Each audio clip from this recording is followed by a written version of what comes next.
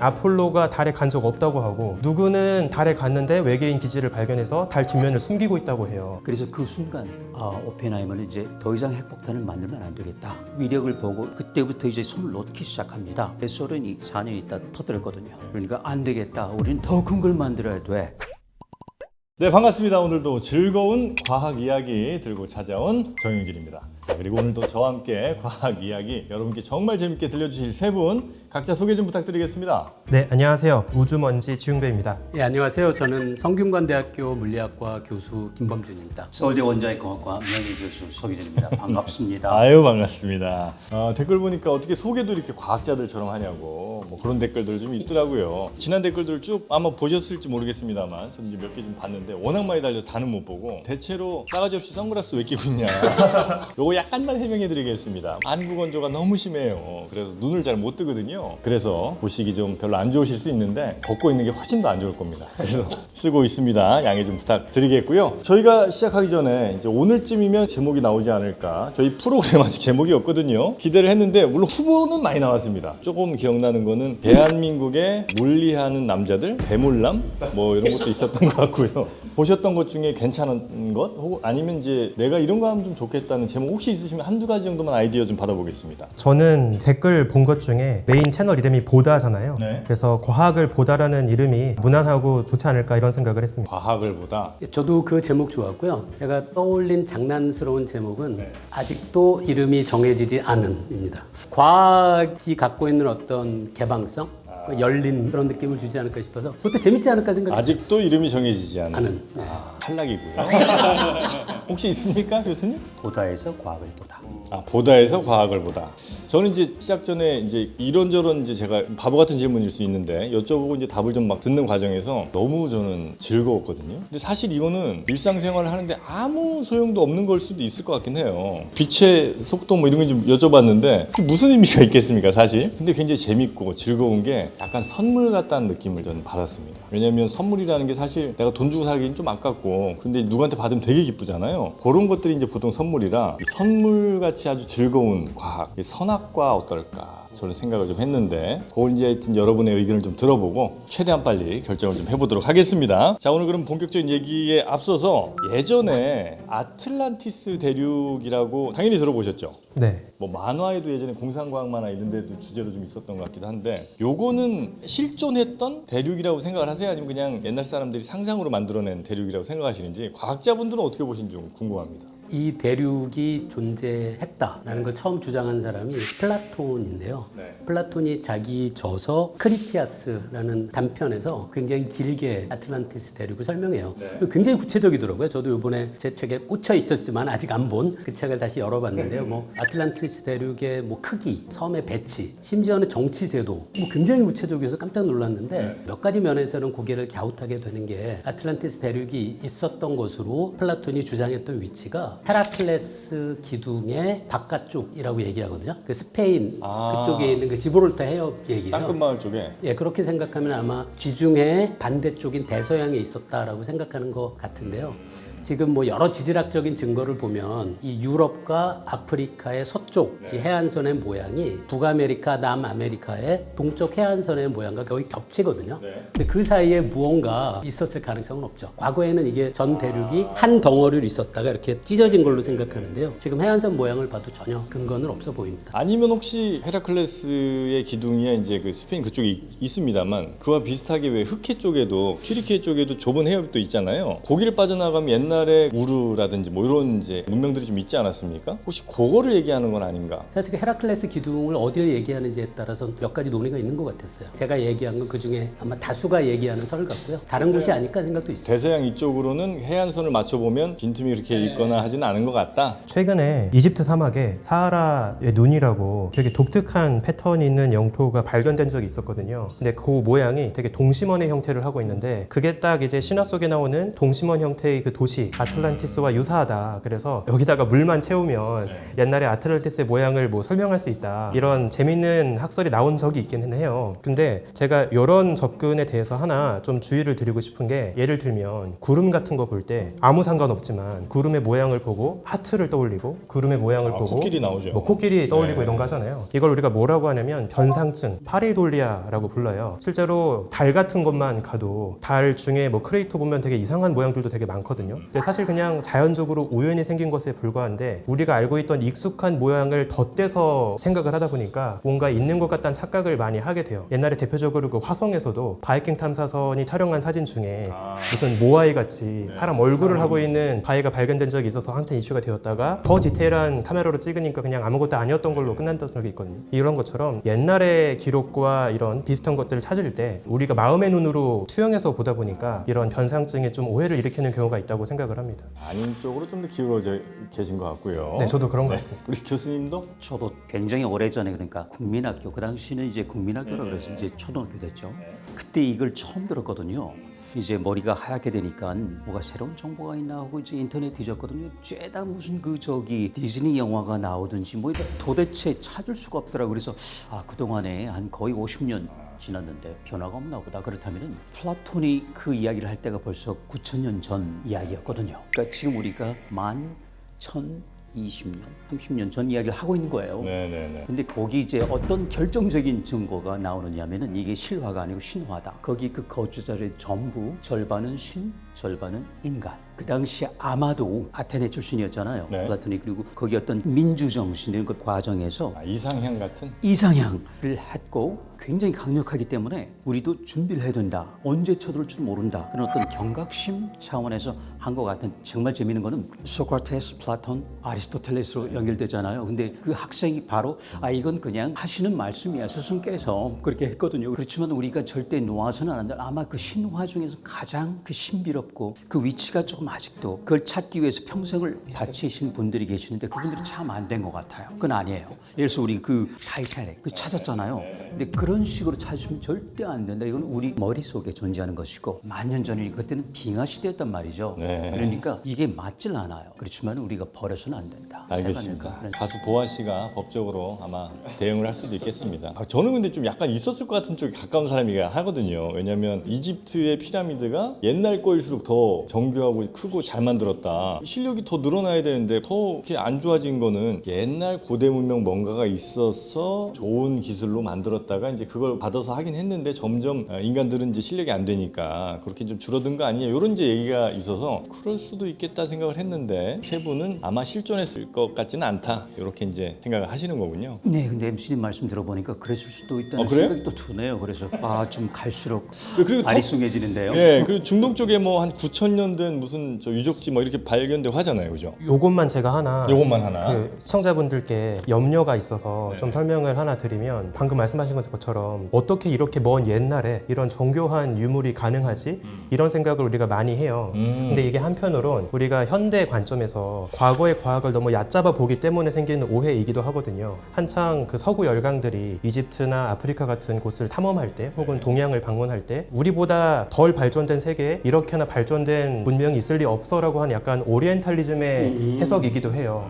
그래서 그게 그대로 전승이 돼서 우리가 여전히 뭐 선사시대 혹은 과거 인류는 한참 모자랐을 것이다. 그런데 그것과 맞지 않은 이런 뛰어난 유물은 외계인이나 뭐 아니면 초고대 문명이나 이런 것이 있어야만 설명할 수 있다. 이제 이렇게 해석들을 하게 되거든요. 근데 한편으로는 우리가 과거의 과학을 너무 얕잡아 보는 그런 고정관념 때문에 생긴 오해일 수도 있다. 전 이렇게 설명을 좀 드리고 싶습니다. 알겠습니다. 자, 일단 뭐 아틀란티스 대륙은 그 정도로 저희가 한번 정리를 해보고, 요거는 이제 상상의 어떤 결과물이라고 한다면 과학 쪽에는 음모론이 아주 많은 동네가 과학인 것 같아요. 이게 보통 이제 사실 확인 잘 안 되고 뭐 이러면 음모론이 많은 것 같은데, 과학에는 왜 이렇게 음모론이 많습니까? 그 이해하기 어려운 게 저는 분명히 큰 것 같은데요. 그래요? 우리가 정보로 직접 보는 것과 과학자들이 이야기하는 주장이 피부에 와닿지 않는 게 꽤 많아요. 지구가 평평하지 않고 둥근다는 걸 어떻게 아세요? 저요? 사실 우리는 단 한 번도 지구가 둥근 걸 본 적이 없거든요. 그렇게 생각하면 사람들이 쉽게 받아들일 수 없는 과학자들의 얘기가 많긴 한 거죠. 그 빈틈을 아마 노리는 것 같아요. 어쨌든 음모론은 굉장히 쉽게 사람들 이해시키니까 더 쉽게 받아들일 수 있겠다. 뭐 동의하십니까? 네, 저도 그런 면도 있는 것 같고요. 또 한편으로는 이 과학의 역사가 우리에게 보여준 어떤 장면들이 조금 잘못된 인식을 심어주기도 한 것 같아요. 대표적으로 과학혁명, 여러 가지 과거 이론들이 뒤집어지고 새로운 이론들이 다시 승리하고 이런 사건들이 실제로 있었잖아요. 계속 자극적인 어떤 승리의 장면들만 비춰지다 보니까 지금의 과학 이론 역시 결국엔 무너질 것이다. 언젠간 다 틀릴 거다. 이런 식의 이제 인식을 갖게 되더라고요. 근데 사실 말씀을 좀 드리고 싶은 게 당연히 한참 먼 미래가 되면 지금 우리가 공부하고 있는 과학 이론도 언젠간 디테일하게 바뀔 수 있겠죠. 그건 항상 열려 있다고 생각을 해요. 하지만 이미 너무나 많은 증거로 완성된 이론들까지 부정하는 건 전 옳지 않다고 생각을 하거든요. 과학 이론은 언제든 틀릴 수 있어라는 그 명제 자체가 지금의 과학 이론이 틀릴 수밖에 없다는 걸 지지하는 증거는 될 수 없는 거죠. 거의 뭐 변호사 수준이시네. 사실 과학이라는 게 네네. 확실성의 정도가 다른 여러 지식들의 모음인데요. 과학을 믿지 않는 사람들은 그 과학이 확실하지 않다고 하니까 과학자들이 얘기하는 모든 것들이 확실하지 않은 것처럼 오해를 하는 거거든요. 근데 과학의 내용 중에 일부는 예를 들어 에너지가 보존된다거나 뭐 그런 것들은 아무리 천년, 만년, 10만 년이 지나도 그게 잘못될 가능성은 없습니다. 에너지가 보존되는 거는 틀린 예가 하나라도 나오면 이제 그 원칙은 깨지는 거죠. 그렇죠. 그리고 반증 가능성이라고 하는데요. 예. 찾아보겠습니다, 제가. 그 특별한 경우에는 그럴 수는 있는 예외들이 있긴 있어요. 그런데 일반적으로는 예, 그런데 그것도 과학의 지식의 테두리 안에서 설명이 가능. 혹시 그러면 생각나시는 과학 뭐 음모론? 이건 진짜 너무 황당하지 않나? 뭐 이런 것들은 혹시 어떤 게 있으셨는지 우리 교수님은 뭐 생각나는 거 있으세요? 그동안에 그런 음모론이 사실 굉장히 많았어요. 거기서 이제 아주 대표적인 게 영구 작동 기계. 장난감 중에서요. 오리란 게 있는데 이렇게 계속 끊임없이 이렇게 물 먹고 한단 말이죠. 이런 것들. 근데 그것도 먼저 한번 줘야 돼요. 근데 중간에 보면 진짜 이건 저절로 움직이는데 그래서 한번 실제 실험실에서 해봤거든요. 근데 결국은 멈추더라고요. 이게 시간이 지나면? 그렇죠. 시간이 지나면 멈추는 거예요. 왜냐면 이게 저항이라는 게 있잖아요. 그렇지만 결국은 에너지라는 건 뭔가 있는 다음에 그리고 소모되면 끊어지는 거죠. 그런 건데 일단 이제 원자력적으로 오면은 음모론이 굉장히 많죠. 저는 이제 그 영화로도 곧 나온다고 해요. 오펜하이머. 있지 않습니까? 오펜하이머 인터스텔라 감독이 만든다는 맞아요. 그거죠? 네, 크리스토퍼 맞습니다. 놀란. 보통 J. 로버트 오펜하이머니까 첫 번째 이름이 뭐냐? First name이라고 하거든요. 그렇죠? 근데 잘 모르죠. 시저처럼 줄리어스인데요. 어떤 연유를 해가지고 로버트 오펜하이머가 됐고 그래서 이제 오펜하이머가 사실은 유태인 이름이잖아요. 독일식이고. 그러니까 소위 그 맨하튼 계획을 했잖아요. 그렇게 해가지고 이제 그 연 인원이 한 10,000명쯤 됐습니다. 혹시 뭐 모르시는 분들도 계실 테니까 네네. 그 맨하탄 계획이라는 게 이제 미국이 원자탄. 핵폭탄 만들자고 그렇죠. 그 당시는 어마어마한 이제 과학자들. 원자탄, 수소탄 몰랐으니까 뭔가 어마무시한 무기, 재래식 무기를 훨씬 뛰어난 뭔가를 만들어보죠. 그리고 독일이 아마 만들고 있다 카더라는 소식을 듣고 이제 그 당시 루즈벨트 대통령이 아주 발끈한 거죠. 이래서는 안 되겠다. 그래서 이제 아인슈타인이 그때 또 천원을 했죠. 그때 그 공식은 나왔었어요. 에너지는 MC 제곱이다. 어떻게 하면 실제로 엄청난 힘을 발휘할 수 있을 것인가. 그러니까 질량을 에너지로. 그게 이제 그 핵폭탄 개발 계획의 초시초였거든요. 그런데 잘 모르시는 것 중에 하나가 벌써 그때 연구소가 3개나 있었고 그때 하려고 하는 과학자들이 있었습니다.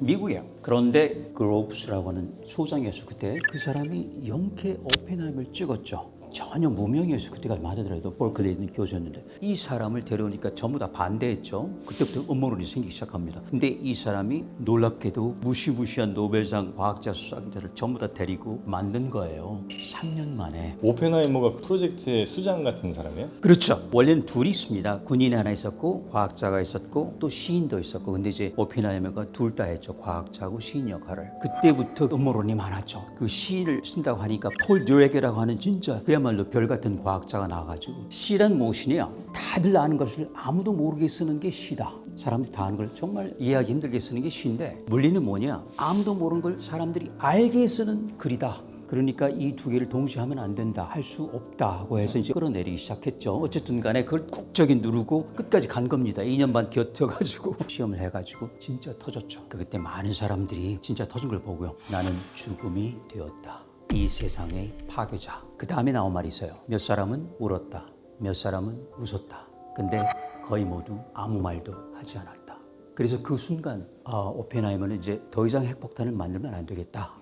위력을 보고 그때부터 이제 손을 놓기 시작합니다. 그리고 미국이 했는데 소련이 4년 있다 터뜨렸거든요. 그러니까 안 되겠다. 우리는 더 큰 걸 만들어야 돼. 수소탄을 만들자 했더니 오펜하이머는 안 됩니다. 반대입니다. 그러니까 그때부터 이제 오펜하이머는 음모론에 휩쓸리기 시작하고 결국은 공직 다 박탈당했죠. 그러니까 소련 간첩이다. 그리고 그때쯤 소련이 터뜨렸거든요. 간첩으로 오인받고 법정에 서게 됩니다. 그러니까 그 음모론이라는 거는 간첩이라는 공산주의자다. 그리고 기밀을 흘렸다. 덮어 씌운 거죠. 뭐 사실 법이란 게 그렇잖아요. 덮어 씌우면 되는 거예요. 그래서 그 어명을 쓰고 죽었죠. 젊어서 죽었어요. 죽었어요? 담배 그야말로 예언과 꼴초였거든요. 담배 때문에 죽은 거잖아요. 그렇죠. 그러니까 탄압받아서 죽은 것처럼 그렇게 얘기하죠. 원자탄을 만드는데 결국은 담배 때문에 죽은 거예요. 참 애석하죠. 자, 여러분 금연 꼭 좀 네. 부탁드리겠습니다. 그렇습니다. 결국은 그 죄명을 벗지 못했죠. 그런데 그게 언제 풀린지 아세요? 작년에 풀렸습니다. 네? 68년 있다가요. 그래서 그 여자 장관 있지 않습니까? 에너지부 장관이 드디어 사면을 해줬습니다. 그런데 죽은 지 한참 됐는데 오펜하이머 죽은 지 6, 70년 만에 이제야? 이제야 그러니까 작년 12월 달이에요. 그래서 그나마 다행이죠. 이제 그 불명예는 벗었는데 저처럼 이제 명예가 된 거죠. 명예과학자. 그 다음에 또 연결이 됩니다. 그래서 이제 그 다음에 유태인들이 이제 수도탄을 만들어서 이건 진짜 강력해가지고 태평양 섬이 하나 사라졌거든요. 그래서 그때 계획이 뭐냐면요, 쉐이크다운이라는 계획이에요. 그러니까 그야말로 이제 넌 죽었어. 그래가지고 소련 500개 도시를 공격할 수 있는 수소탄을 만드는 사업을 했는데 그때 오펜하이머는 전부 다 나와버렸죠. 먹고 나왔고 그래서 희생이 된 거죠. 아주 불명예스럽게. 아무래도 이제 핵 관련된 연구를 하시다 보니까 같은 분야의 과학자에 대한 마음이 훨씬 더 많이 좀 그렇죠. 자꾸 가요. 근데 그 정도로 탄압받으시지는 않잖아요 지금. 아, 오펜하이머가 아니요, 우리 교수님. 아, 저요. 네. 저는 좀 다른 종류의 음모인데요. 적은 우리 안에 있다. 바로 우리 원자력계 안에 있고 우리 학과에 있고 학교에 있고. 왜냐하면은 저는 사실은 그 이 자리에서 이제 뭐 몇 군데 말씀드렸는데 MIT에서 낮에는 원자력을 하고 밤에는 기계공학과에 가가지고요 뇌파공학이라는 게 있어요. 360도 꽉 눌러주는 거. 그걸 했기 때문에 그 핵폭탄이라는 게 뭐다 정수를 알고 있어요. 그래서 저는 이제 돌아오자마자 이게 혹시 쓸지도 모르겠다. 근데 쓸 데가 없더라고요. 전혀 그냥 묻혀 있었죠. 그러다가 기회가 온 거예요. 그래서 이걸 이야기했더니 학과에서 네. 이거 하면은 금기단하거든요. 그렇죠? 수행하고 있는 원자력 다 잘리거든요. 그래서 아 이거 아니다. 이 모 교수가 뭐를 알아 해가지고 그때 완전히 불명예 교수가 됐는데 아 진짜요? 2년 전에 이제 명예 교수가 됐단 말이죠. 아, 오펜하이머네. 어쨌든 오펜하이머라는 정말 훌륭한 과학자가 미국의 그 맨하탄 프로젝트에서 훌륭한 성과를 냈음에도 불구하고 음모론에 의해서 완전히 추락해버린 그 사건이 너무나 마음이 아프시군요. 그러면 우리 저 우주먼지님은 어떤 사실 우주도 굉장히 많은 음모론을 믿는 분들이 다양한데 우주는 좀 그럴 것 같아요. 워낙 네. 뭐 우리가 알 수가 없으니까. 제가 만나본 음모론 중에 이건 넘사벽이다라고 생각했던 음모론이 하나 있어서 가끔 어떤 분들이 우주 자체가 없다, 나사 우주망원경 같은 걸로 찍는 사진들이 다 조작이다 이렇게 믿는 분들이 계세요. 우주가 없고 나사가 우주가 있는 것처럼, 왜 그럴진 모르겠지만 그 나사는 우주가 있다고 거짓말을 치고 있다 이런 식의 이야기를 하시는 분들이 있거든요. 근데 이런 분들이 이제 가끔 하는 대표적인 주장 중에 하나가 뭐냐면 망원경으로 촬영한 사진은 실제 우주와 다르다, 그러니까 사진은 가짜다, 이렇게 이제 생각들을 하세요. 저는 이제 이 부분에 대한 큰 오해를 하나 좀 바로잡고 싶은데, 망원경 카메라에 들어가는 건 사실 우리가 쓰고 있는 DSLR 아니면 스마트폰에 들어가는 다 똑같은 CCD예요. CCD라는 거는 금속에 빛이 맞으면 전자가 튀어나와서 그거를 빛의 세기를 전자의 개수, 전류의 세기로 변환시켜서 우리가 디지털 이미지로 만드는 거거든요. 이미지 센서 같은 거죠? 맞습니다. 예. 근데 이제 카메라도 똑같이 그런 식으로 세상을 찍고 있는데, 우리가 얼핏 생각하면 주변의 방 풍경 아니면 길거리 풍경을 카메라로 찍으면 눈으로 보는 거랑 차이가 없어요. 근데 밤하늘을 찍을 때는 눈으로 보는 거랑 사진으로 찍는 거랑 차이가 있는 것처럼 느껴진단 말이죠. 그래서 이게 왜 그럴까 생각을 해보면 빛의 양이 달라서 그렇습니다. 네. 사람의 눈은 컴퓨터 센서와 다르게 빛이 들어오면 쌓아두지 못하고 통과시키거든요.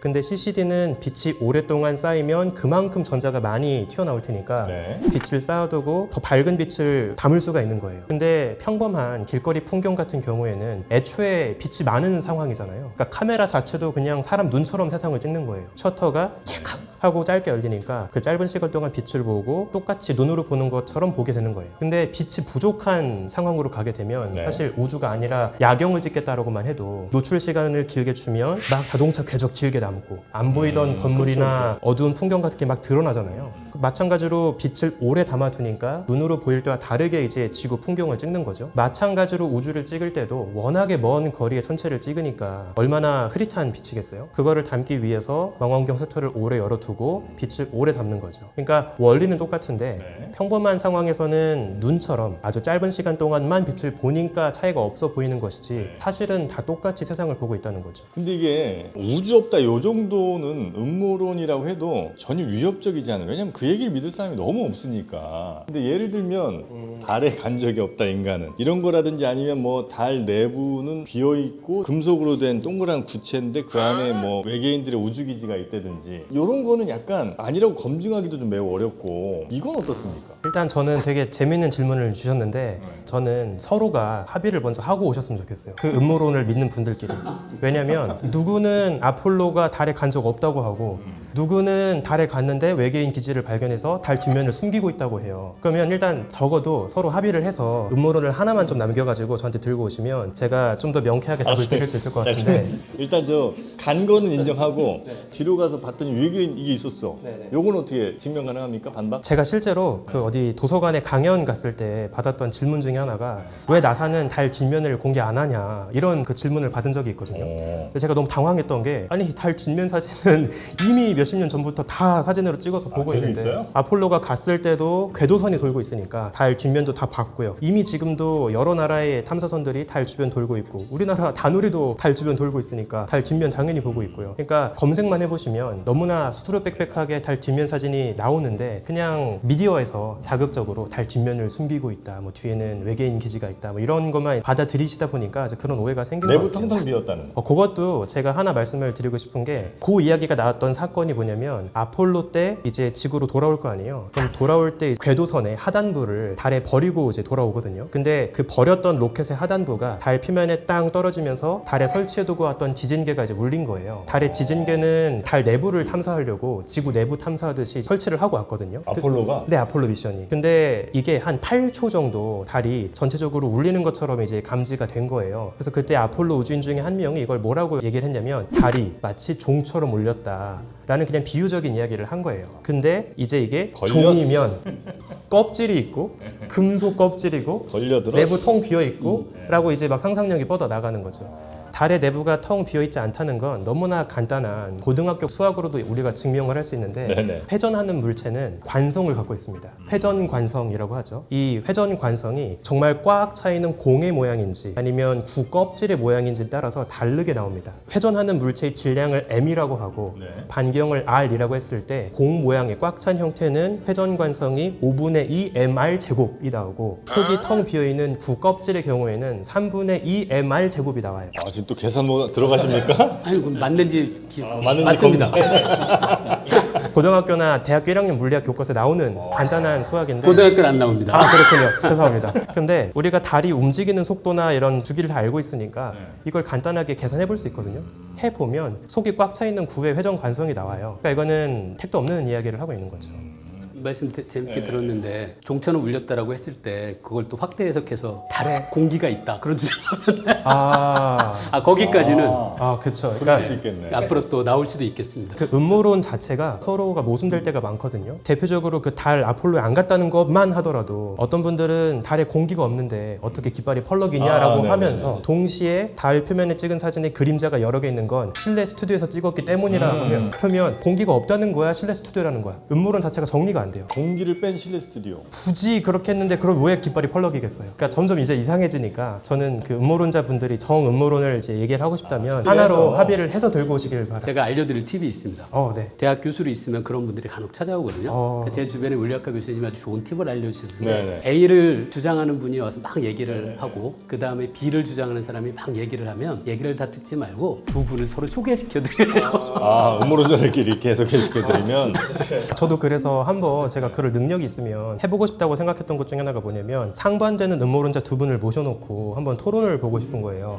그 그러면 달에 아폴로가 안 갔다고 주장하시는 분은 반대로 달 뒷면은 외계인 기지가 있을 리가 없다라고 이야기를 하실 거고, 달 뒷면에 외계인 기지가 있다고 하시는 분은 아폴로가 달에 갔다라고 이야기를 할 거 아니에요. 그러니까 바른 소리를 하고 있는 두 음모론자의 모습을 보면 약간 가슴이 용장해질 것 같아서 그런 생각이 들기도 했습니다. 음모론자 대토론회를 한번. 네. 혹시 여러분 보시는 분들 가운데 달에 안 갔다고 생각하시는 분들과 혹은 달 뒷면에 외계인 기지가 있다고 생각하시는 분들은 저희한테 남겨주시면 우리 저 우주먼지님과 함께 토론하실 기회를 한번 저희가 마련해 보도록 하겠습니다. 음모론 대토론회 재밌을 것 같은데. 자, 일단 굉장히 화나는 우주 관련된 음모론 얘기를 좀 해주셨고, 교수님은 어떤 음모론 좀 화가 난다든지 아니면 너무 황당하다든지. 물리학 쪽에서 음모론이라고 할 거는 그렇게 떠오르진 않았고요. 제가 그 사람들이 갖고 있는 생각 중에 저를 화나게 했던 거는 좀 있습니다. 뭐죠? 대표적인 게 유사과학계의 고전이라고 할 만한 책이 하나 있는데요. 바로 물은 답을 알고 있다라는 책입니다. 물은 답을 알고 있다. 이 책이 어떤 식으로 이야기가 전개되냐면, 아름다운 음악을 들려주고 나서 물 분자의 사진을 찍으면 아주 예쁜 모양이 되고 그런 거예요. 그거?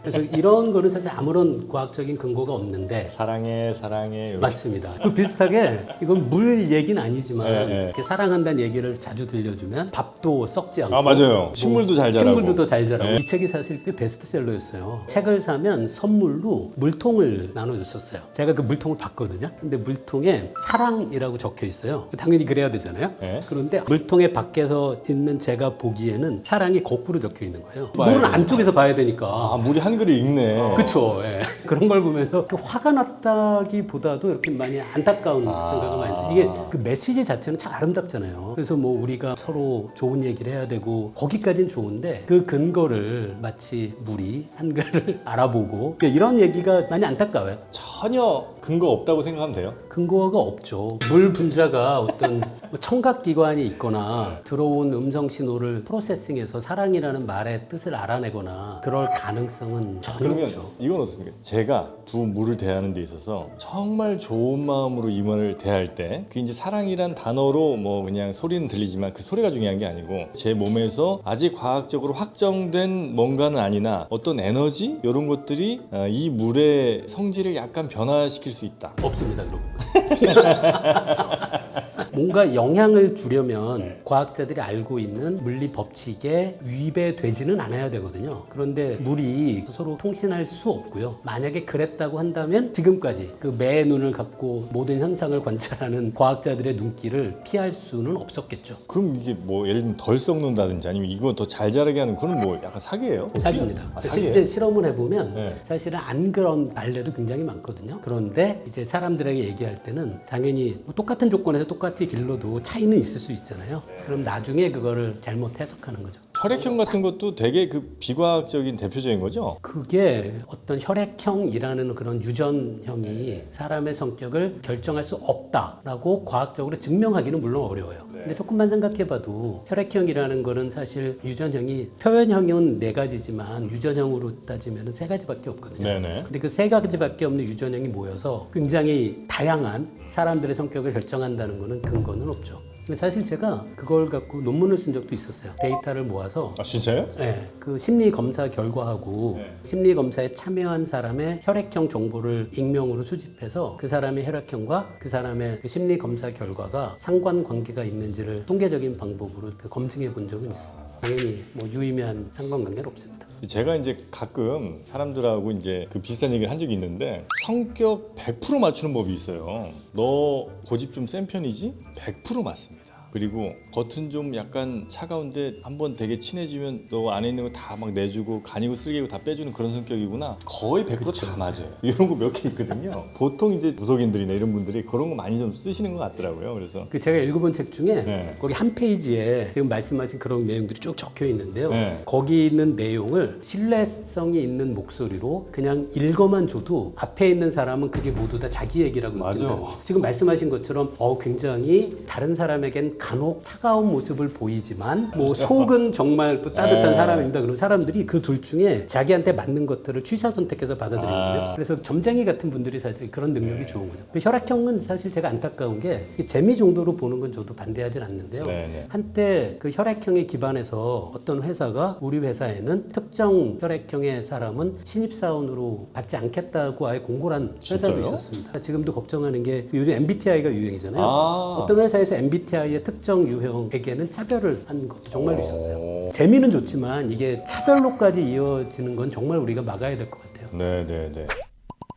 야, 오늘 뭐 별별 얘기들이 많은데 저희 컨텐츠, 저희 방송에 대한 음모론도 좀 있습니다. 지난 시간 나가고 나서 니네 먹는 거 이거 다 협찬막 광고 다 알고 있다, 뒷광고 하지 마라 이러는데 오늘은 이제 좀 업그레이드가 됐죠. 지금 피자와 이제 감자튀김 등이 놓여져 있습니다만 이거는 100% 저희가 자비로 산 거라는 걸, 물론 이제 제 돈은 아닙니다만 저희 제작진이 산 거라는 거를 여러분께 말씀드리고요. 여기 이제 시청자분들이 이제 많이 그래도 봐주셔서 지난 두 번째 건가가 한 50몇만 이렇게 나온 것 같은데, 그래서 이제 이번에 피자가 나왔고 10만 이하로 떨어지면 이제 뻥튀기가 나온다고 그래요. 그래서 앞으로 여러분이 좀 많이 봐주셔야 저희 앞에 스테이크까지 갈 수 있거든요. 여러분 하여튼 우리 저 과학자분들도 좀 노력을 좀 해주셔서 다음 시간에 좀 더 맛있는 거 좀 먹어봅시다. 그러면 오늘은 이 정도로 음모론에 대해서, 과학에 늘 이야기되는 음모론, 재미로 보는 거에 또 역시 뭐 큰 문제는 없겠으나 진짜로 그렇게 생각하시게 되면 과학적 사고와는 점점 이렇게 거리가 멀어져서 나중에는 너무 힘들어지지 않으실까 하는 걱정도 살짝 좀 됩니다. 자, 여러분 음모론보다는 진짜 과학자들의 이야기에 조금 더 귀를 기울여 주시기 바라면서 오늘은 이 정도 마무리하고요. 다음 시간에 또 재밌는 과학 이야기로 찾아뵙도록 하겠습니다. 함께 해주신 세 분 너무나 고생 많으셨고요. 함께 또 지켜봐 주신 여러분께도 대단히 감사 말씀드리겠습니다. 수고하셨습니다. 고맙습니다.